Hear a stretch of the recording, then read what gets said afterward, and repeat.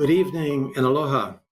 I'm U.S. Representative Ed Case, proudly representing Hawaii's 1st Congressional District in our United States House of Representatives.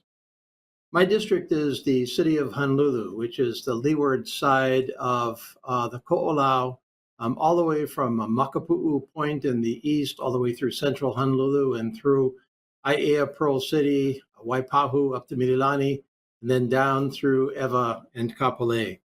I represent some 710,000 plus residents, plus many visitors on any given day, half of the population of our state. And I share that responsibility with my colleague Jill Takuda, who represents the 2nd Congressional, which is the rest of the state. Mahalo for joining another one of my live, open, district-wide Talk Story community meetings. My goals in doing these talk stories are very, very simple. Number one, to report to you on what's happening in your Congress and what my actions are. Number two, to ask for and seek and listen to your guidance, discuss your concerns, and finally, to answer your questions. This is my 13th talk story in the current 2-year 118th Congress, which is last year and this year. I did 7 last year in 2023 when we were able to get back to in-person talk stories. And then I did 5 this January throughout my district in person. So this is my next one, and it's not my last one of this year. This is how we're going to proceed tonight. I'm going to give you a report for 30, 40 minutes, although I have been known to go a little longer than that. Then we'll go to your questions and comments. To ask a question or make a comment, if you're on this by phone, you can press *3, *3. If you're logged on to my website and watching off my website, you can click on the links to enter your name and type in a question. If you're on Facebook, you can enter a comment in the chat. My staff will get it to me. I must end by 7:30 because that's when my time runs out, and I also need to get back on a plane to Washington, D.C. tonight for my usual red eye into votes tomorrow. I always like to start with my mission. What do I think my actual mission is as your congressman? I look at my mission in 3 parts, and this helps me to organize myself, my staff, my goals, and to keep myself straight.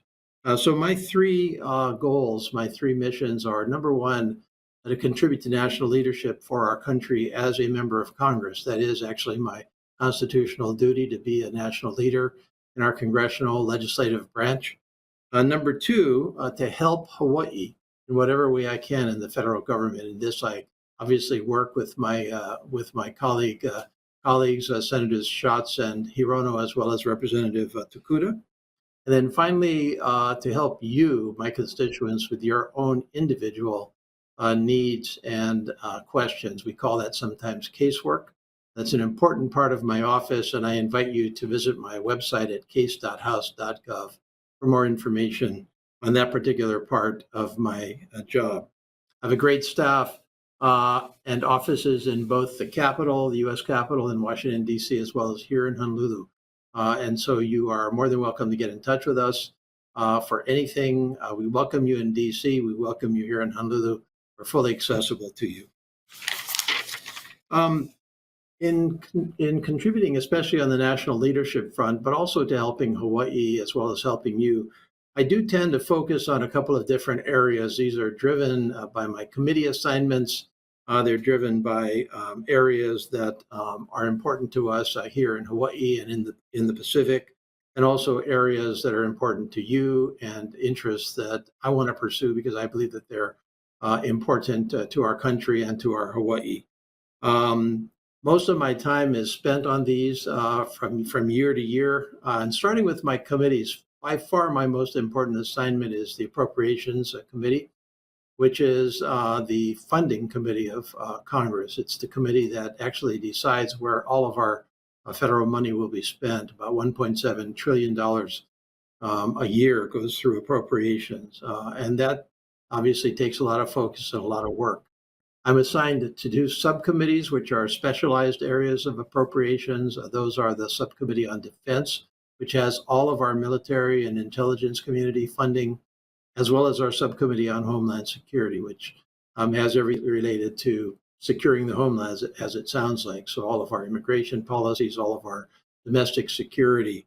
And those two subcommittees, as well as appropriations, take a great deal of my time, they should, considering the scope of that responsibility. I'm also assigned to the Natural Resources Committee, which I am now serving my sixth year on, in addition to appropriations.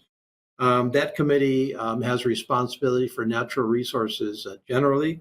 It also is responsible for much of our climate change policy, which is so critical to all of us.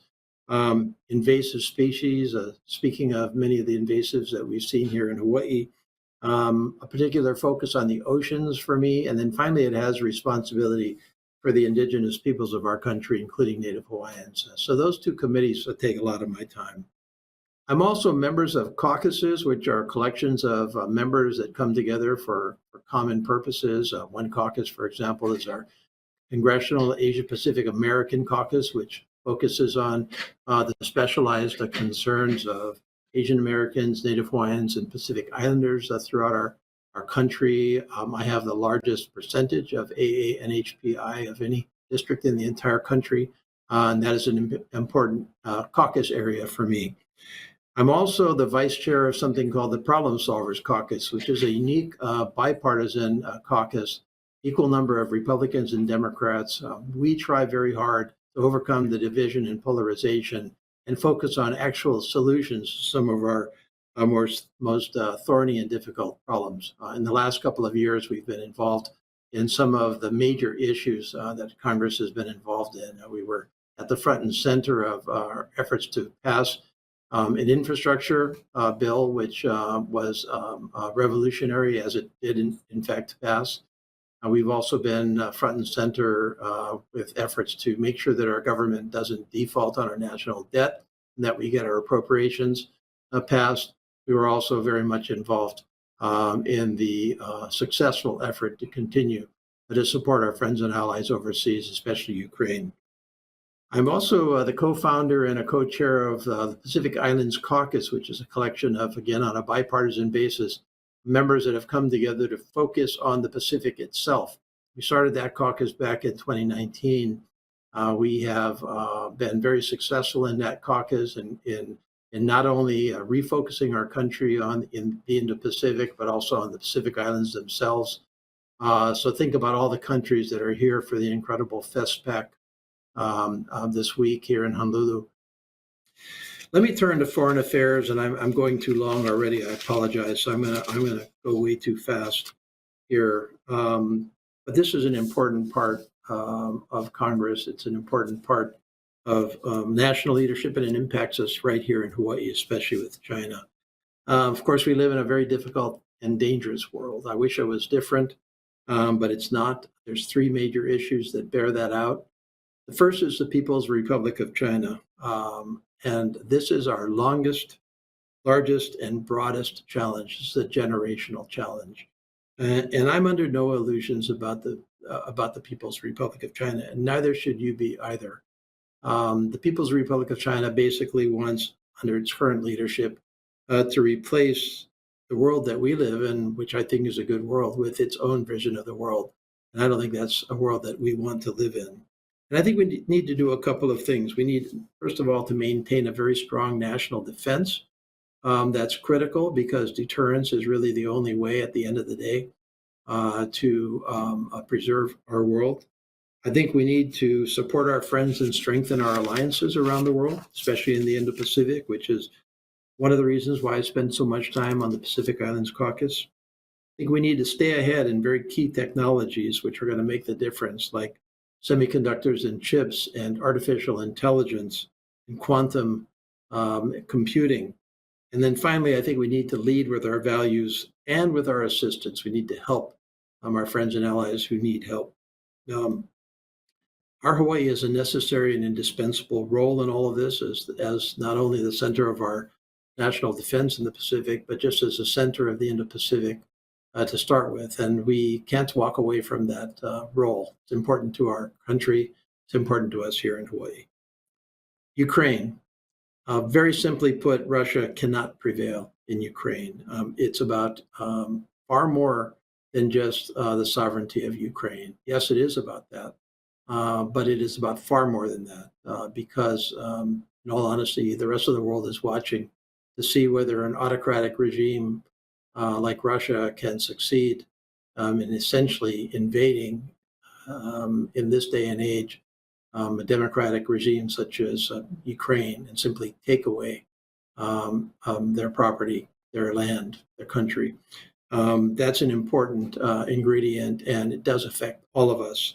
And so, for me, I have been pretty straightforward in supporting Ukraine with, military and non-military assistance, and I'll continue to do that.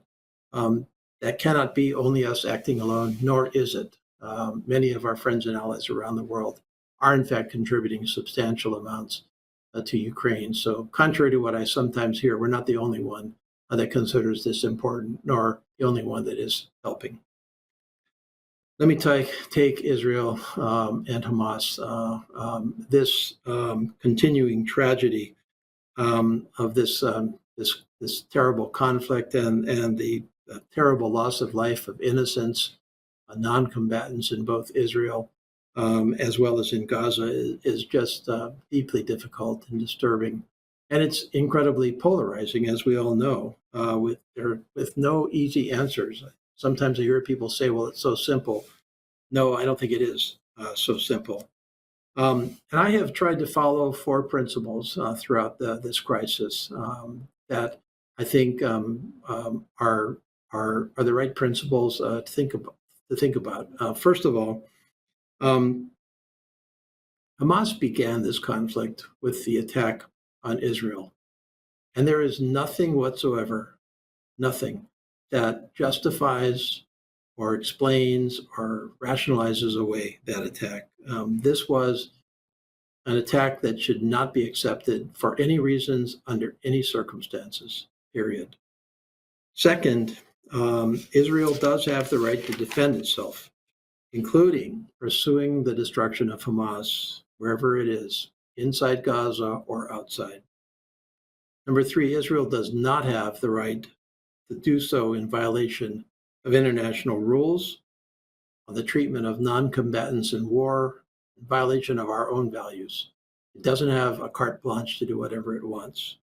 And four, a two-state solution under which the Palestinians gain a sovereign country of their own in the Middle East, on their own homeland, is really the only real answer. And Israel has to accept that. Israel has failed to accept that for a good 15 years now under the Netanyahu government. It has undertaken various actions to make it much harder to achieve that two-state solution. And I have been critical of Israel and this government for that reason. That can't stand. I've taken a couple of votes and a couple of actions as a result. And I've listened to many, many of you on this subject and had these discussions with many, many of you. And of course, these are very difficult and divisive issues and discussions. And these are the calls that I've made that I want to report back to you that follow the principles that I outlined. First of all, I have not supported a permanent, unconditional ceasefire that leaves the hostages in Hamas's hands and Hamas in control and operatable or in operation in Gaza and elsewhere, because I believe that is a win for Hamas, that Hamas cannot win, and that it absolutely guarantees a status quo under which Hamas will attack Israel again. Number two, I've supported at every instance full humanitarian aid to the people of Gaza, including areas that have been critical of Israel for failing to do so. Number three, I voted last week against a bill which I thought was overreaching, which would basically impose sanctions on anybody connected with the International Criminal Court, which is now considering whether Israel has in fact violated basic rules and norms of treatment of non-combatants. And I did that because I believe that there must be a forum somewhere in this world under which Israel's actions are deliberated and are considered, and any appropriate action is taken. I'm not prejudging whether I agree with anything the International Criminal Court is thinking about or doing, but I do believe it's important that we have these international bodies that are capable of having some reasoned discussion and curbing any excesses that would violate international norms. Finally, I have voted for continued military aid to Israel, which, by the way, under our law cannot be used for any purpose other than self-defense or in violation of human rights, because I believe that it's not the answer to this conflict to deny Israel the basic ability to defend itself. And I believe that we owe this to a friend and ally in the Middle East, one of the only in the Middle East. And so that's been my decision on that. I fully support the negotiations towards a temporary ceasefire, including the current proposal by President Biden that Israel has accepted. And tonight, you may have seen that the United Nations Security Council voted 14 yes, with only Russia abstaining to urge Hamas to accept that plan. I hope Hamas does accept that plan, because the alternative is more incredible tragedy. There's so many other issues to cover with you. I mean, I just list a couple of them: deficits and debt, preserving Social Security, preserving our social safety net, veterans, education, healthcare, on and on and on. But I've got to stop. I'm way over my time already. Thank you for your patience. And I just want to mention again the resources of my office at case.house.gov. Call us at 808-650-6688. You can email us at ed.case@mail.house.gov. You can sign up for our e-newsletter at case.house.gov. Our social media, Facebook, etc., which is at RepEdCase. And now, with all of that, to your questions, finally. Again, by phone, *3, online, put in your name and question, and Facebook, put in your comment and they'll get to me. Okay, I'm just going to start to work my way through the questions that are in front of me as fast as I can, and apologies for kind of doing these rapid fire. Has bipartisan work necessarily stopped until after the election? Not at all. We are still working on a bipartisan basis. We still need to get the federal government funded. We still have really critical areas that need some attention before the next Congress. But it is true that as you get closer to an election, the wheels of Congress tend to grind to a much slower pace. And so there's less opportunity for us to get things done. What would you do to help our film industry, which has brought in billions of dollars? And now that we have, I'm not going to mention the name of the senator, but a senator that has killed our film tax bill. I think this was a tragedy that the film industry, which has been so strong here for decades now, and I had something to do with that actual credit when I was in the state legislature a long time ago. And so I do believe that this is a powerful and positive industry that deserves some attention. There's some programs of federal assistance that may be available. I certainly can look at those, but again, I mean the primary avenue would be at the state and county government level. Let's see. I answered Clifford's question on immigration across our southern border. Let's see. Why don't we hire smart houseless people to clean the community like they do in Japan? We have many programs to help our houseless population, including job transition programs. I support all of those programs from a federal perspective with funding out of appropriations. I spent a lot of time with our state and county government partners to understand how I can help them with their efforts on homelessness and housing transition. And those job transition programs are out there. Much of the challenge in many times is to simply get people off the streets and into these programs and to keep them in these programs. which involves in many times major health considerations. That's what we need to be doing for that. Um, is there, I'm sorry, what is the status of the Affordable Connectivity Act being renewed and extended? This was the this was the COVID era effort to increase connectivity so people could actually stay on the internet during COVID, which was so important. And it had an expiration date, like many of the other COVID programs, and it has expired. There has been discussion of extending it along with other COVID programs, but to be honest with you, I don't think that those will really come through. It may be that they will kind of pop in the late part of this Congress, but there are still state and county government COVID funds that are discretionary to the state and county government where they could provide for. This was, by the way, a program to assist people with the expense, not with the actual provision of internet access, but the expense of it. Especially people that are very much needing some assistance from that perspective. So that's a possibility that if the federal government did not renew it, which again I think honestly is unlikely, that there would be some state and county government aid. Is there a way to bring back the local housing market, and have there not been such a focus on the international market? This is a frustration to me because a lot of the actions that I take at the federal government level on critical issues such as the availability of affordable housing for our local residents, I don't have as much control at the federal level as we all do and you all do at the state and county government level.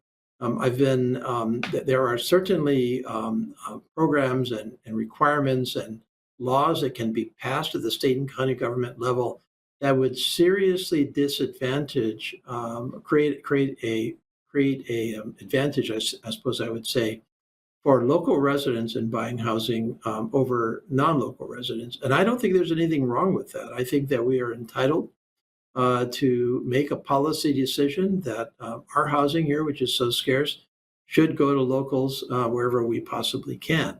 And that we should not be an international market, which is what has really driven up the cost of housing here. Is we're not a market just for Hawaii. We're a market for the country and the world. So there's a lot of people out there that have a lot of money that can afford to come in here and consider it a bargain to buy, a multi-million-dollar condo not too far from where I'm sitting right now, and that skews our market.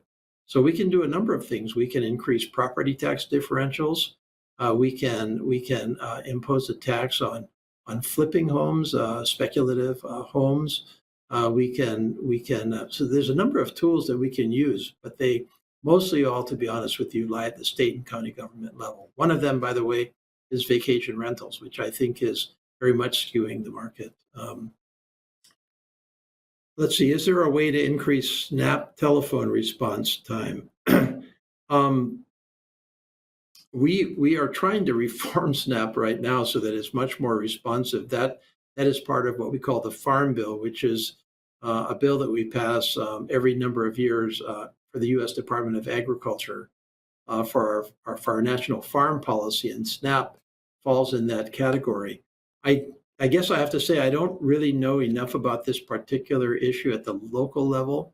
I haven't had this comment in the office here, I don't believe. And so if I could ask you to email us, well, first of all, my staff and I have the question. And so we will definitely take a look at it. But if you want a customized response, if you could please send that to us. We'll be glad to at ed.case@mail.house.gov. We'll be glad to look into it, and we want to hear from you on exactly what your perception of that is.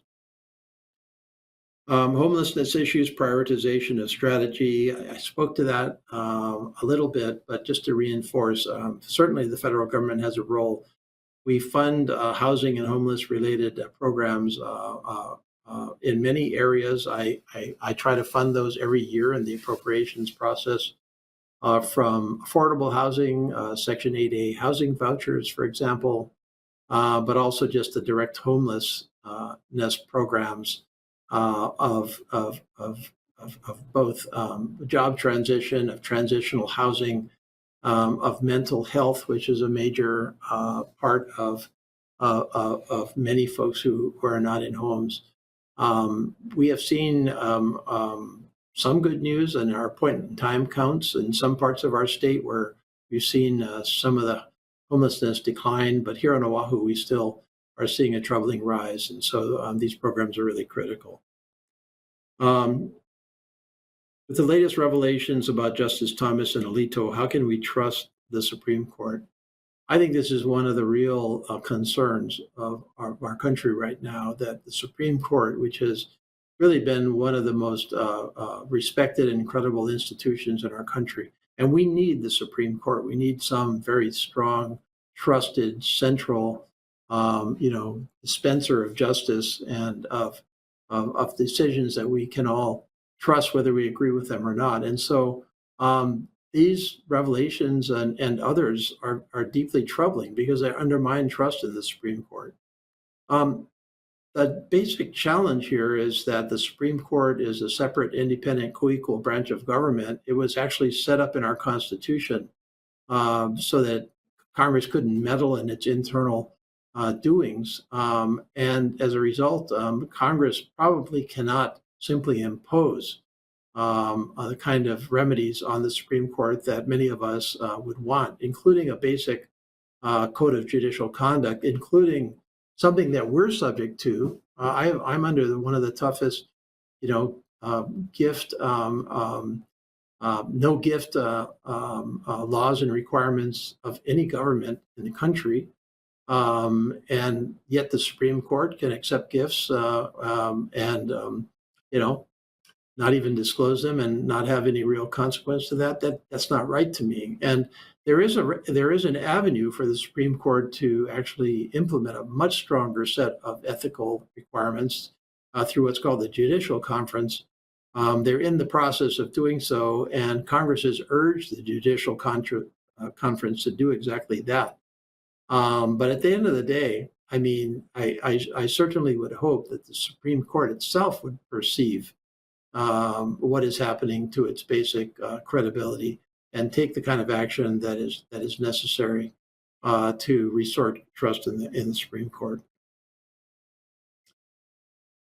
Let's see. I've got a couple of questions here on Israel that I have answered as best I can. Let's see. There's a question here about HR 192. And why do I believe non-citizens should have the right to vote in America's election? Okay, I think I know which one that was.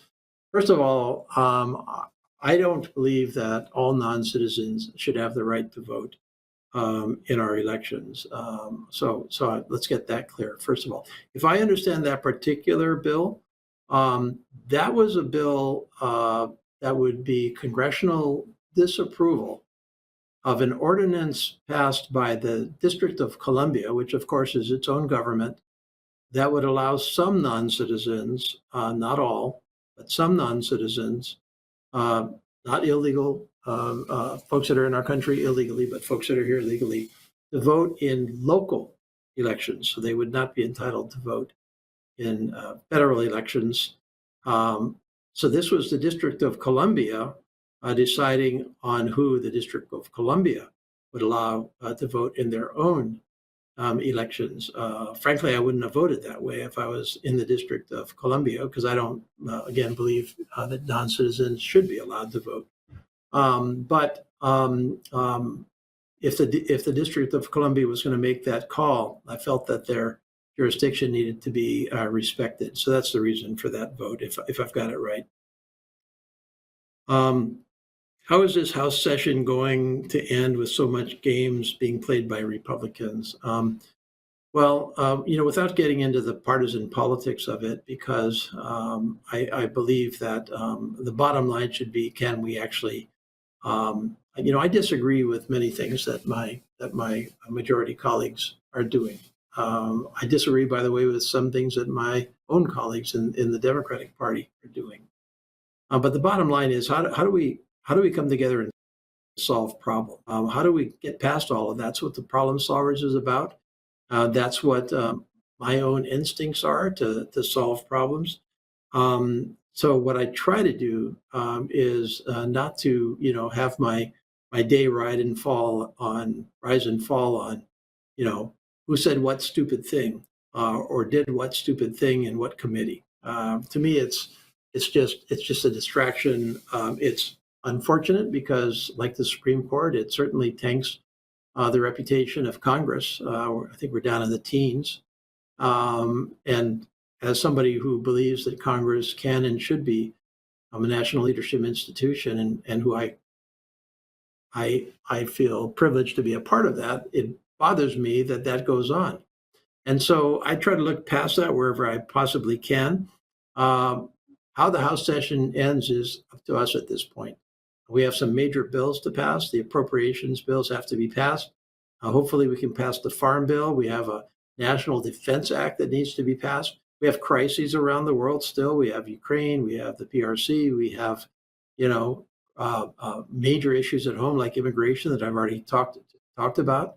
And so there's lots of areas where we actually can look past all of this and get something done, which we have, by the way, in this Congress. Despite all of these shenanigans, we've gotten appropriations bills done. We avoided a debt default. We reauthorized some of our foreign intelligence laws that are really key. It's not as if we can't do this, but we do have a choice in the matter, and I'm hoping to continue to work with folks that believe, as I do, that we just need to try to cut through and solve the problems.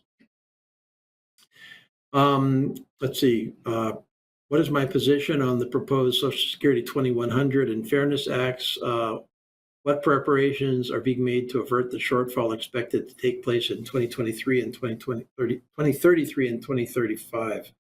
I'm a co-sponsor of those bills because I believe that they are good faith efforts to create us to assure the solvency of Social Security. But they're not the only solutions. There's parts of those that I think are really not the right way to approach this.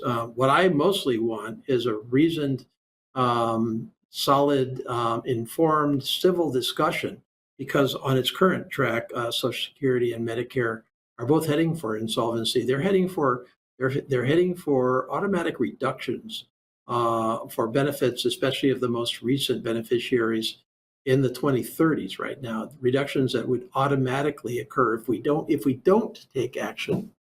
And that's not acceptable. And there's things we can do right now that would rewrite Social Security, but they're hard decisions to be made. They're hard discussions to be made.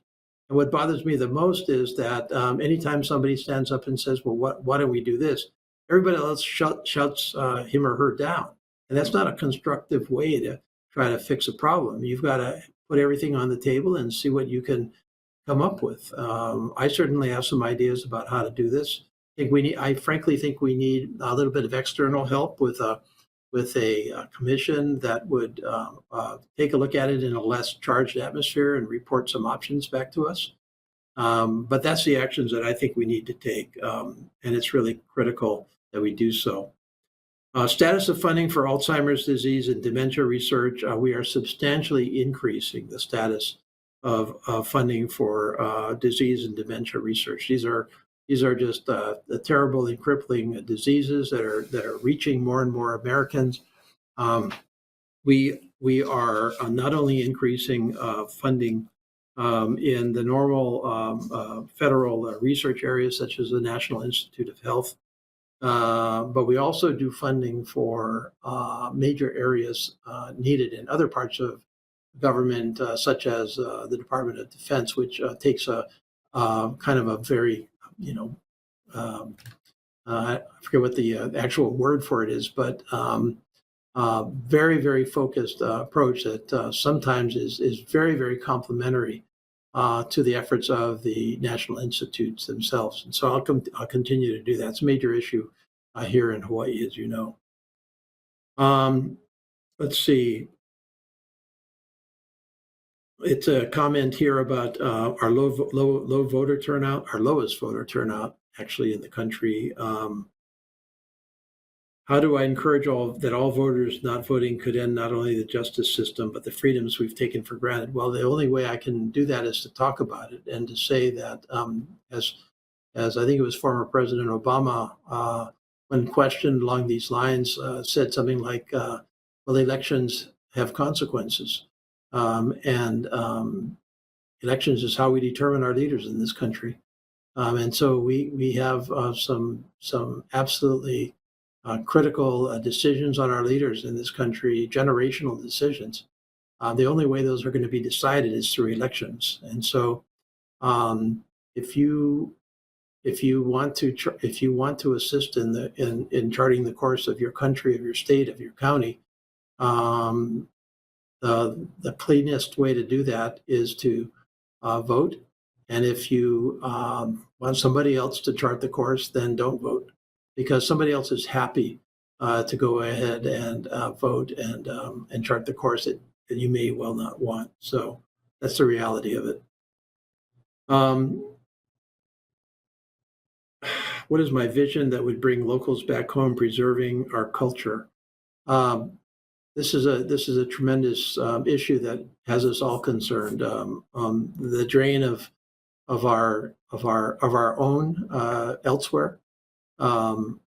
There's a couple of areas. I've already talked about high costs of housing, et cetera, of taking back our own control over our decisions, such as housing, such as the prices of making this focused on the people that live here as opposed to people outside of Hawaii. I think we've tended to give over the responsibility and the abilities too often to others who have their own interests. And so there's a lot of that in the response. But as to culture, certainly our host culture, our Native Hawaiian culture, I try very hard to fund solid programs: Native Hawaiian education, Native Hawaiian health, Native Hawaiian business, Native Hawaiian history and culture that will perpetuate and expand knowledge of our host culture. I think that's good for our society here. And I think that also is a reason for people to stay here. No easy answer to that question, but those are two things that occur to me.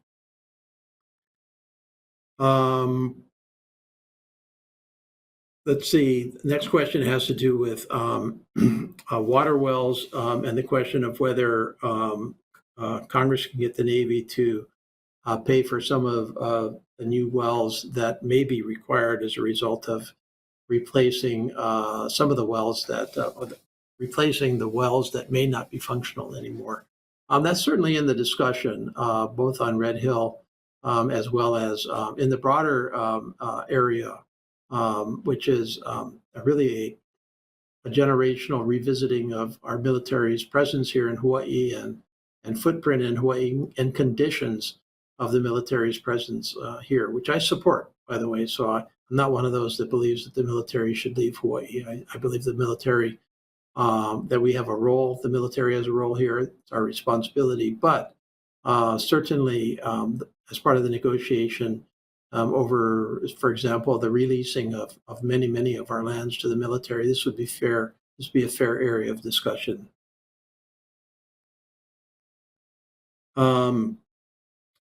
I was a member of a health IT caucus. Are you now a member that deals with health IT or includes AI? I don't recall being a member of the health IT caucus, to be honest. It may have been my first time in Congress, 02 to 07, but I don't think I was, but that doesn't matter. I mean, I'm still interested in healthcare, in IT, especially in AI. And I just did a webinar last Friday with an expert from the White House on AI, which is on my website. Would encourage you to take a look at it. I think we all need to understand AI and what it might mean to each and all of us, and what the policy choices are for us to pursue, including in the area of health. Okay, let's see. Is there a way that Clarence Thomas can be investigated for his wife's behavior in taking money from Republican donors? I tried to answer this earlier. I think he certainly can and should be investigated by Congress, and there are oversight hearings on this subject in the Senate Judiciary Committee. Of course, the Senate has the responsibility for confirming Supreme Court nominations, and so has kind of special responsibility for that. But I would say again that ultimately the Supreme Court should police itself, and that's the best answer. Let's see. A teacher asks, she says, or he or she says, no schools have windows. Is there anything we can do to look at adding windows? Is it healthy for the students? Certainly, school construction and maintenance is really at the state government level. And so I would definitely encourage you to cover that issue with the State Department of Education and the governing bodies. If you need help in terms of getting in touch with them, please email me at ed.case@mail.house.gov. But we do fund from the federal government monies to the state, a lot of money every year for state education. I think we fund them to the tune of, I want to say, $900 million or $1 billion a year. So it's a huge area. I think it's the largest area where we help out with the state government to include transportation, or in addition to transportation. And so those monies are available to the state in many cases to help with some of these issues. But the state makes the decisions for the most part on how that money is spent. Condo owners are experiencing rising rates and want to know what you are going to do about it. I've had long discussions with many condo owners about this. I just met with Gordon Ito, who is the Commissioner of Insurance for the state of Hawaii. This is a real problem, of course, for many people. It's a result of some contraction in the insurance market, also, which is not and the fact that there have been many more disasters than anticipated throughout the country. And this particular insurance is mostly disaster-related insurance that is hurting many condo owners, driving up condo fees and making it very difficult to sell condos and or buy them because of some of our federal conditions on loans. I discussed with Mr. Ito the possibility of some state-related efforts, which I would support, to expand availability of insurance in the market, which should provide more competition and keep those costs down. The other option is to review the federal lending standards, which are by some of the federally related lending institutions that buy loans from local banks and financial institutions. So that's something that we're still pursuing. But I want to acknowledge that issue because I know that it is a major concern of many people in my district. And I certainly can give you more information on that if you can email me at ed.case@mail.house.gov. Let's see. How would the immigrants coming overseas by plane with no passport be able to ask for asylum when already on U.S. grounds? I'm not quite following that question, just because I think it's very difficult for anybody without a passport to get on a plane to the United States to start with. At least if the airline does that, they're probably in breach of their own protocols as well as ours. And so I don't think that there are that many immigrants that are seeking asylum that are coming into our country without passports, without having even claimed asylum to start with. So I don't think that's never been a major issue that I know of. And that may well be because it's very difficult to do it that direction, as opposed to simply walking over the border, or because they already applied for asylum, and so it had some kind of permission to come into the country. But if that's not a satisfactory answer, I'm happy to try to follow up with you if you can email me. Um, let's see. Monk seals are being decimated and nothing is being done. Can we put up webcams and deter them? Can the federal government help? I agree with you. I mean, I've spent 20 years now focusing on our oceans in general and on our Hawaiian-related ocean natural resources. The monk seal is a treasure from that perspective, and the recent death of the pup was just a real tragedy. You know, they're endangered, and to lose just one pup is a real tragedy that shouldn't have happened. Um, we do fund the State Department of Land and Natural Resources, and I presume that if they did think that webcams and we also, by the way, of course, the federal government has a role in protection through the Marine Mammal Protection Office. If either of them did feel that webcams were appropriate and would be deterrents, I think the funding would be available to them, and I would certainly try to help them with that. Let's see. I'm running out of time, so I'm going to skip some of the areas that I've already talked about. So immigration, I tried to discuss this. Um, does the Pentagon have to submit an audit to Congress, and when did they do that? Can we withhold funding until they submit a full audit? Yes, they do. By law, they have to submit an audit, and they have been submitting audits to Congress for various parts of the Department of Defense. And they're almost all the way through their list. They were not providing full audits, completed audits. But a congressional law told them they had to do that. And so they have been doing that. They're on track, they're on progress.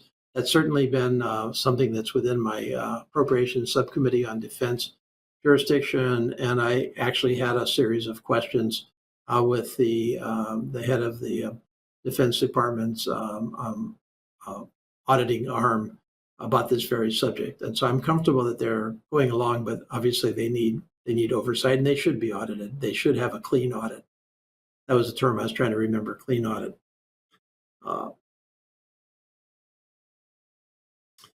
Do I have any bearing on the problems with the FAFSA rollout? Well, that was not a very good rollout, of course, and it was very, very disturbing how that did roll out. And yes, I was involved in that. I believe I wrote some joint dear colleagues with my colleagues who were all disappointed with the FAFSA student loan related rollout. We also helped individual constituents to kind of try to cut through on FAFSA as an example of casework. I did see, I think it was in the paper this morning, that a substantial number of, a lower rate of FAFSA was approved this year, which is no surprise given the really the very unfortunate occurrence for this year. If there are specific issues here for anybody and your children, I'm happy to chase those for you. I can call us at 808-650-6688.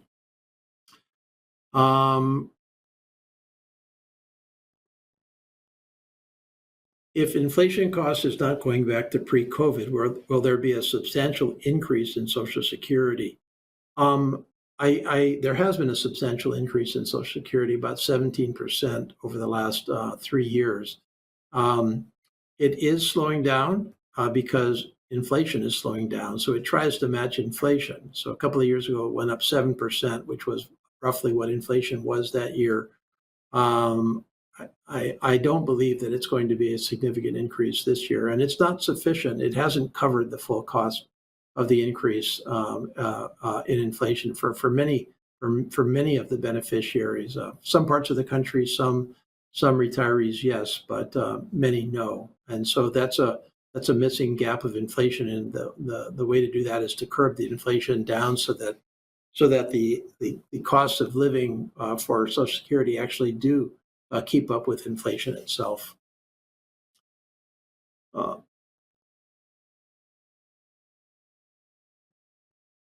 are you still in support of the bill that allows severely disabled people to live independently for nationwide implementation? I believe that one of our major goals with our disabled ohana, including severely disabled, should be towards as much independent living as possible.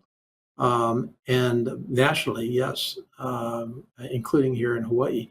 And we do fund those programs down at the state level. And so wherever I can kind of help along from that perspective, I certainly would. Um, I've answered a lot of questions on the Supreme Court already, so I think I'm going to leave those behind and kind of, again, tick these down. I've spoken about the Jones Act. Do I think repealing the Jones Act will help with our cost of living? What can we do to help make repealing this act a reality? I could spend a long time with this. And if you look at my website, case.house.gov, there's a bunch of stuff there on the Jones Act. I've given speeches and testimony. Excuse me. Um, I believe the Jones Act is unfair to Hawaii specifically because we are a captive island state that only has shipping as the only way for us to get most of our goods here. So if we have a monopoly, or in our case, a duopoly on shipping to Hawaii, they can really control the prices, and they do. So, they try very hard to stay clean in terms of antitrust law, et cetera. But boy, if one increases their prices, the other one goes up as well. So there's certainly uh, no real competition there. So I do believe, and I've introduced bills to this effect. You can talk to your state and county and federal government representatives about this, because I think that there's not enough discussion of the Jones Act and its impacts inside our governments, and certainly the shippers that benefit from this don't want that discussion for good reason, because it's hard to argue for the Jones Act once you understand its impacts on Hawaii, where it's been quantified by studies such as institutes like the Grassroots Institute. I think did a study a couple of years ago. They quantified it as 15-20% extra surcharge on the cost of goods because you didn't have that shipping competition. So this is an obvious no-brainer for us to take the cost of a living, but it needs a little bit more critical mass and advocacy from folks like you who are paying the price for that. Um, Somebody asked about some houseless people that are living on a traffic island here in Honolulu. Um, and they are basically saying that the police and others say they can't do anything about it because it's federal highway. That doesn't sound exactly right to me. I mean, even first of all, we do have federal highways here, but that doesn't mean that um, they that the state and county government doesn't have jurisdiction over people doing illegal stuff on them. I think what I would like to ask you to do is just email me at ed.case@mail.house.gov. Give me the details on that, and we'll go try to check it out directly.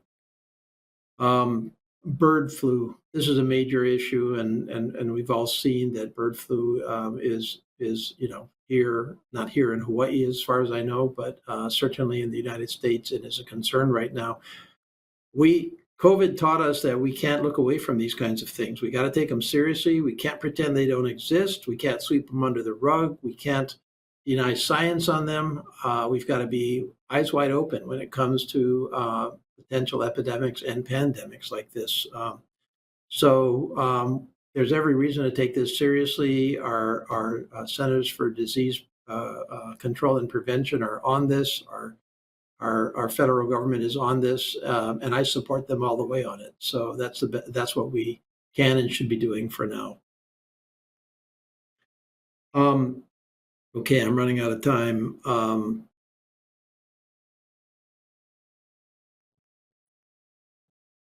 Let's see. I'm just trying to see what I can answer. Um,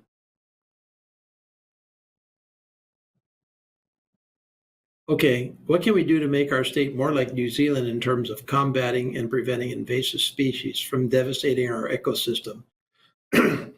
We've spent millions, if not billions of dollars reacting to pests, but it would be better to prevent them from entering. Well, amen to you on that comment. I completely agree with you. Um, Rhinoceros beetle, cookie frog. I mean, how many lessons do we have to learn here? The systems that we have are not working. And you're right to point out New Zealand.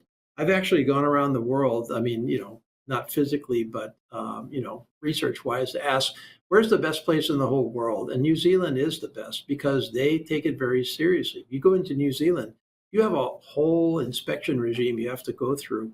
I think you even have to. I haven't been to New Zealand for many years, but I think you have to even scrub your shoes on the way in. And that's the kind of seriousness we need to take. I've introduced a bill in Congress that would essentially impose the same conditions on stuff coming into Hawaii, inspections, as is imposed on us for sending things out of Hawaii to California. The inspection we have to go through when we go to the airport and get on a plane to California, that's to protect California from fruit flies that once were in Hawaii. Well, if that's good for California and the continent, why isn't it good for us? So that's my bill. I'm trying to advance that. I'm getting, by the way, objections from things like airlines who don't want that extra hassle, and others who don't want that extra hassle. But if we're really going to be serious about protecting our invasive species, it does have to be all about prevention as opposed to reaction at the end of the day. So I really agree with you on that. I'm out of time, and I've got somewhere around 10 questions here, which I really apologize for not getting to. If you will email me at ed.case@mail.house.gov with your question that was not answered, I am happy to try to answer you there.